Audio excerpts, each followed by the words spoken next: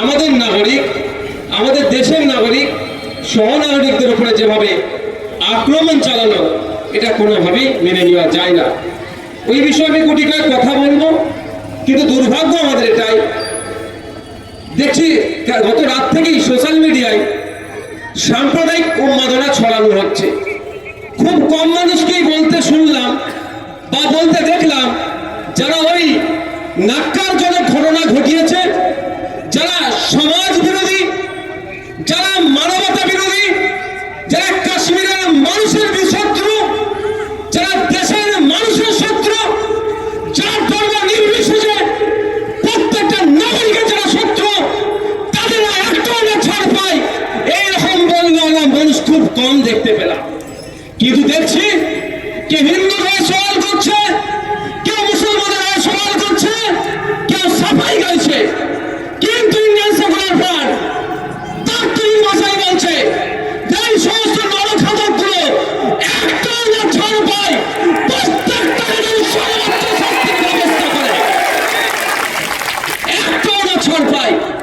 যারা কাশ্মীরের তথা দেশের ভাবমূর্তিতে আঘাত দিচ্ছে, দেশের সার্বভৌমত্ব নিয়ে যাচরণ করছে, বিদেশে বহির্বিশ্বে আমাদের দেশের মাথায় তবে যারা এই সমস্ত ধরনের সাম্প্রদায়িক কাজ করেছে, সব প্রত্যেকটিকে চিহ্নিত করে সর্বোচ্চ শাস্তির দাবি আমরা তুলছি। কিন্তু দুর্ভাগ্যের বিষয়, অনেকে দেখছে দাবির পরিবর্তে ও বলছে অমুককে মেরেছে, তো ই বলছে অমুককে মেরেছে। আমাদের দুর্ভাগ্য এটাই, এটা তো চাইছে একটা শ্রেণীর রাজনৈতিক কারবারিরা। আপনারা সাবজেক্ট ছেড়ে অবজেক্টের দিকে চলে যান। সাবজেক্ট হচ্ছে এটাই, যেখানে কাশ্মীরের মতো জায়গাতে বিভিন্ন ধরনের এজেন্সি আছে, কাশ্মীরে কোনো নাশকতা হতে দেবে না। টপ টু বটম পর্যন্ত বিভিন্ন দপ্তরের, বিভিন্ন লেয়ারের, বিভিন্ন বিভাগের সংস্থা দিয়ে কাশ্মীরকে প্রোটেক্ট করা হচ্ছে। তার বাইরে গিয়ে কিভাবে আমাদের দেশের নাগরিকদের উপরে আক্রমণ নেমে আসলো, এ জবাব বিজেপি সরকারকে দিতে হবে, এ জবাব অমিত শাহকে দিতে হবে, এ জবাব মোদীকে দিতে হবে। এই প্রশ্ন তোলা বাদ দিয়ে কে বলছে নাকি কার প্যান্ট খুলে চেক করেছে, এগুলো হচ্ছে অসভ্যতাপনা, এক নম্বর। দ্বিতীয় কথা হচ্ছে, আমরা অনেকে জানি কাশ্মীরে বিভিন্ন সময়ে বিভিন্ন নাশকতা হয়েছিল, কিন্তু আমার কাছে এই ধরনের কোনো প্রমাণ নাই। থাকলে বলবেন এই ধরনের মাস কিলিং করেছে যারা ওখানে ভিজিটর্স গিয়েছিলেন, যারা পর্যটক গিয়েছিল, তাদের সাথে এই ধরনের অত্যাচার হয়েছে ইতিপূর্বে আমার মনে হয় কারো জানা নাই। হঠাৎ কেন পর্যটকদেরকে টার্গেট করলো, এখানেও রহস্য লুকিয়ে আছে। আমি গুটি কয়েক কথা বলবো এই বিষয়ে, তারপরে আমি আমার বিষয়ে ফিরে আসবো।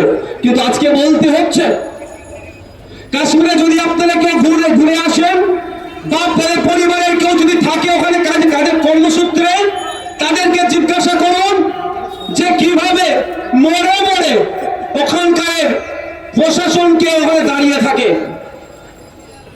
20 মিটার 30 মিটার ছাড়া ছাড়া ওখানে প্রশাসন থাকে, ওখানে মাছি গলার জায়গা থাকে না।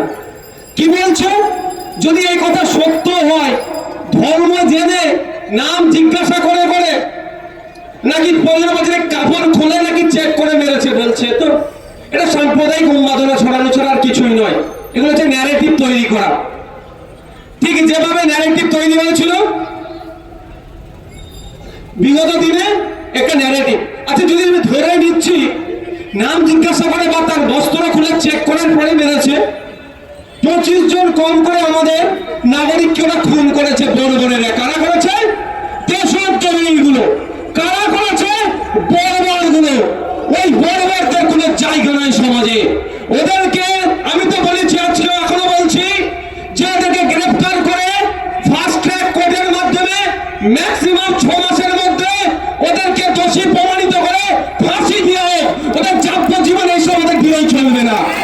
কারণ যাবজ্জীবন দিয়ে মানে আমাদের জেলে থাকবে, দেশের জেলে থাকবে, আমাদের রেশন খাবে, ওদের বাঁচার অধিকার নাই, ফাঁসি তোদেরকে চলানো হোক। কিন্তু ওদেরকে কারা পাঠিয়েছে সেটা খুঁজে বার করবেন না ভাই। 6 বছর হয়ে গেল আমাদের সেনা আপনার উলুবেড়িয়ার বাবলু ধারা সম্ভবত নাম, এই উলুবেড়িয়ার মানুষ বাউরিয়া উলুবেড়িয়াতে সে ওই শহীদ হয়েছিল পুলওয়ামার অ্যাটাকে। মনে আছে আপনাদের? 300 কিলো নাকি RDX নিয়ে এসে আমাদের সেনাদের উপর আক্রমণ করে 40-এর অধিক সেনা শহীদ হয়েছিল। এই প্রায় 6 বছর হয়ে গেল। কোন সংস্থা করলো? কজনকে গ্রেফতার করলো? কজনের বিচার হলো? কেউ আপনারা জানেন? বলুন, তাহলে কোনো বিচার হয়নি কেন? করতে গেলেই তো হয়তো বড় কোনো কর্তা হয়তো জড়িয়ে আছে, রাজনৈতিক ফায়দা ছিল, হয়তো করিয়ে দিয়েছে। এটা হয়তো তদন্ত করলে উঠে আসবে। তাই আমরা চাই এটা তদন্ত হওয়া দরকার। যদি তার নাম জিজ্ঞাসা করে, তার বস্ত্র খুলে চেক করতে গেলে একটা মানুষকে কম করে 2 মিনিট টাইম লাগবে। 25 জনকে শহীদ করেছে, খুন করেছে, হত্যা করেছে, কত মিনিট টাইম লাগবে ভাই? 50 মিনিট। যেখানে 20 মিটার ছাড়া ছাড়া ফোর্স আছে আমাদের, তার এই 20 মিটার আসতে কত টাইম লাগবে ভাই? যেখানে বলছে প্রায় 50 রাউন্ড গুলি চালিয়েছে, তাহলে আমাদের ফোর্স আসলো না কেন? প্রশ্ন থেকে যাচ্ছে না? অনেক প্রশ্ন আছে। আমাদের ইন্টেলিজেন্স কি করছিল?